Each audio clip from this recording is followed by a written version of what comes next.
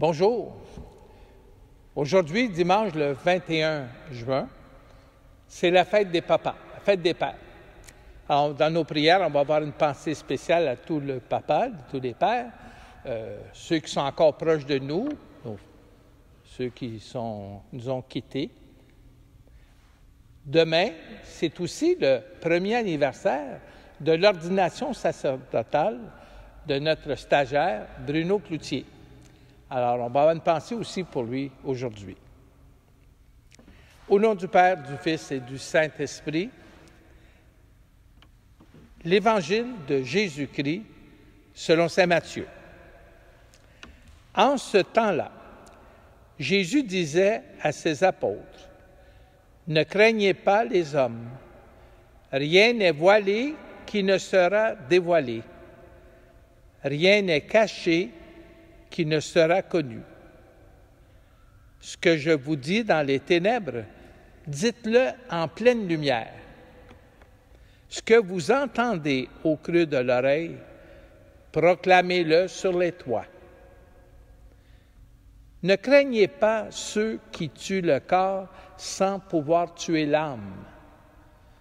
Craignez plutôt celui qui peut faire périr dans la géhenne l'âme aussi bien que le corps.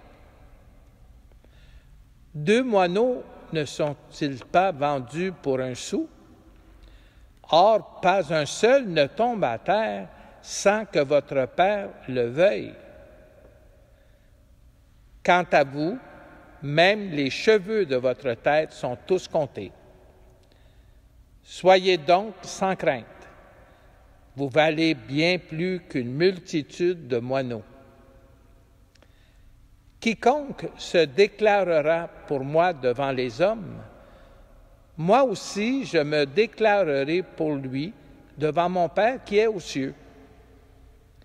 Mais celui qui me reniera devant les hommes, moi aussi je le renierai devant mon Père qui est aux cieux.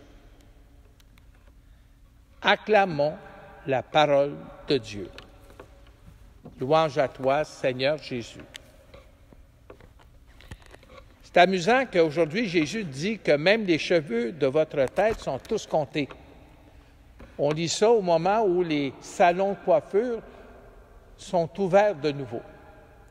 Ça veut dire qu'on a tous couru chez le salon de coiffure, chez le barbier pour se faire couper les cheveux ou pour rafraîchir notre teinture. Puis il me semble qu'on est un petit peu plus présentable maintenant. Parlant de salon de coiffure, ça me fait penser à une histoire, puis je pense que j'en ai déjà parlé aussi. C'était un groupe de personnes qui étaient au salon de coiffure. La dame me racontait, c'était probablement pour la fête de Pâques que les dames étaient allées se faire belles au salon. Puis comme c'est souvent le cas, tout le monde parle ensemble. Puis ils se sont mis à parler de religion. J'imagine qu'à un moment donné, ça critiquait. Puis il y a une dame qui dit tout d'un coup, il paraît qu'hier, dans les églises, il lavait les pieds des gens. Puis là, il y a une dame qui dit, laver les pieds, coudonc, ils font dur, c'est bien niaiseux. Il ne sait plus quoi inventer. Alors, quand j'ai entendu ça, spontanément, j'ai dit à la dame qui racontait l'expérience qu'elle avait vécue, « Ah, tu as dit pourquoi qu'on lavait les pieds dans l'Église? Que c'était un beau geste que Jésus avait posé la nuit de la dernière scène, où il s'était mis à genoux puis il avait lavé les pieds de ses disciples, un geste de serviteur. Puis il nous disait, bien nous aussi, il faut qu'humblement, on se mette au service des autres. Puis la personne m'a répondu, ben non, j'ai rien dit. Moi, je ne parle jamais de religion politique. C'est trop controversé. Quand on parle de religion, je ne dis rien. Il y a un livre dans la Bible, dans l'Ancien Testament, que j'aime beaucoup, c'est le livre de l'Ecclésiaste. Dans le chapitre 3, on dit, il y a un temps pour tout. Un temps pour planter, puis un temps pour arracher. Un temps pour bâtir, puis un temps pour démolir. un temps pour garder, un temps pour jeter, un temps pour donner un baiser, puis un temps pour ne pas donner un baiser, un temps pour se taire, puis un temps pour parler. Savons-nous nous taire au bon moment? Et surtout, savons-nous parler quand il faut? Je me trompe peut-être, mais j'ai l'impression qu'au Québec, à notre époque, on entend beaucoup de choses négatives lorsqu'on entend parler de la religion, de l'Église, des prêtres, puis même parfois de Dieu. Puis j'ai comme l'impression que pour beaucoup de catholiques, lorsqu'on est témoin de discussions comme ça, on aime mieux se taire, de rien dire.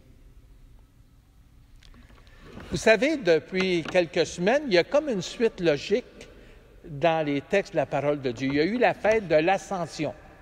Jésus qui monte aux cieux, mais qui nous dit, avant de partir, je vous confie la mission de continuer. Je vous envoie partout dans le monde.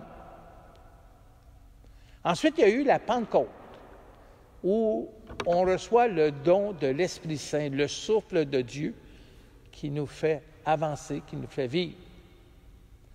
Et dimanche passé, c'était la fête du Saint-Sacrement, où Jésus nous donne le pain de vie. Il nous donne son corps comme nourriture, comme force, qui va nous donner l'énergie, la force nécessaire pour avancer sur notre chemin.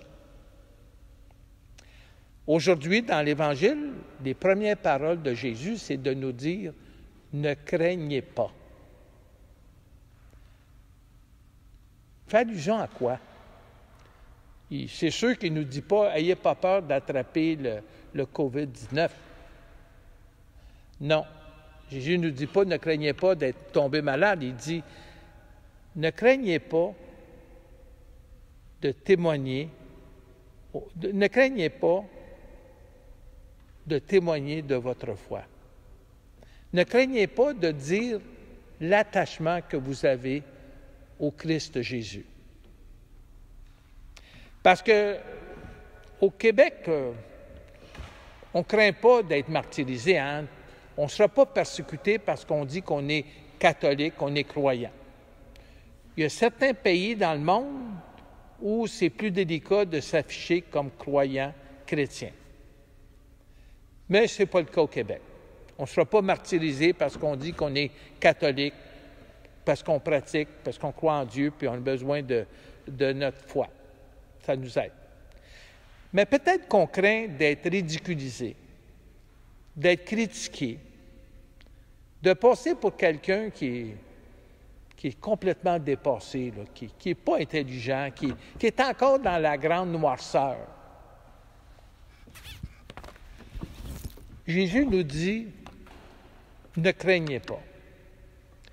Il dit aussi, ce que vous entendez au creux de l'oreille, proclamez-le sur le toit. Ça, c'est une chose que je répète souvent. Quand on témoigne, quand on est invité à témoigner de la bonne nouvelle de Jésus, ça ne veut pas dire d'imposer des dogmes, de la doctrine de l'Église. Ça ne veut pas dire imposer une morale. On n'a pas à dire aux gens ce qu'ils doivent penser ou la façon qu'ils doivent vivre, quoi croire puis quoi faire. Ce que vous entendez au creux de l'oreille, proclamez-le. Dans le fond, ce que le Seigneur nous invite, c'est de partager simplement notre relation personnelle, intime, avec le Seigneur Jésus.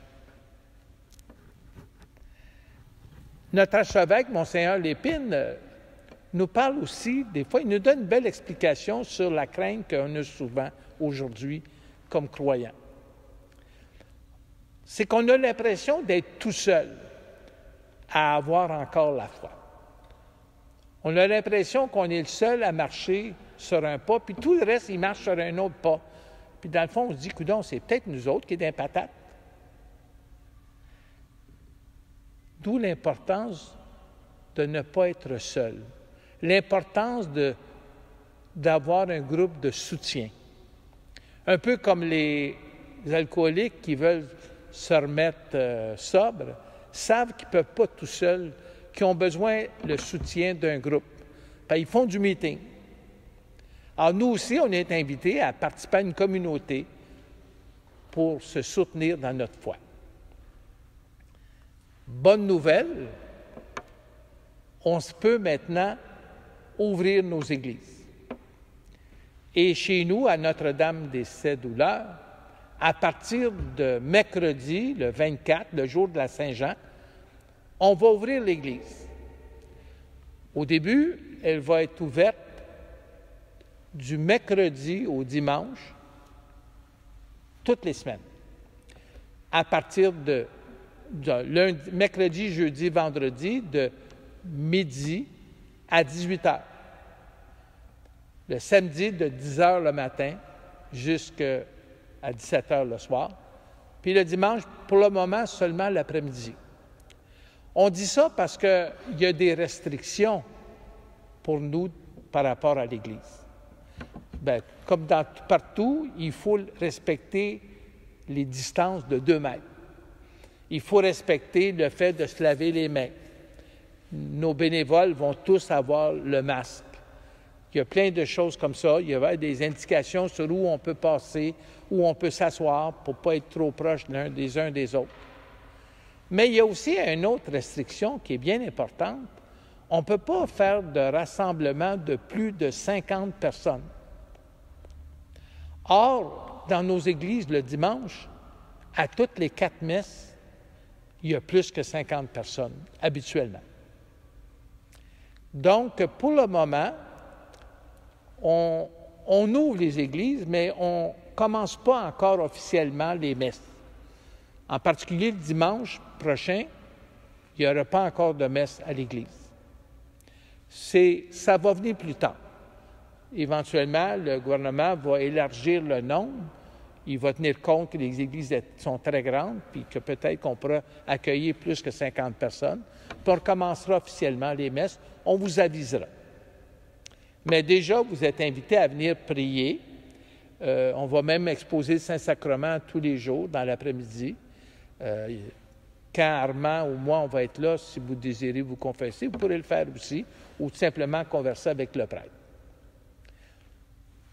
On se voit la semaine prochaine. Comme c'est la fête des pères, on n'oublie pas d'avoir une bénédiction spéciale aujourd'hui pour les papas, comme on a fait pour la fête des mères il y a quelque temps. Seigneur, nous te prions pour tous les pères qui sont présents aujourd'hui. Et à travers ceux-ci, nous voulons que notre prière rejoigne tous les papas de la terre. Bénis, Seigneur, ces hommes qui ont donné la vie, l'ont soutenu et accompagné durant tant d'années. Que leurs enfants soient leur joie, leur fierté, même longtemps après qu'ils aient quitté leur toit. Et que des petits-enfants soient la joie qui illumine leurs vieux jours. Continue de susciter dans le monde d'aujourd'hui des hommes respectueux de la vie, capables, malgré leurs limites, d'être des modèles pour ceux qui les regardent vivre. Qu'ils trouvent autour d'eux le soutien dont ils ont besoin pour bien remplir leur rôle et qu'à l'exemple de Saint Joseph, ils répondent à leur vocation de prendre soin de leur famille en vivant dans la présence de ton Fils Jésus et de Marie. Que Dieu Tout-Puissant vous bénisse, le Père, le Fils et le Saint-Esprit. Amen. Allez dans la paix du Christ. À la semaine prochaine. Au revoir.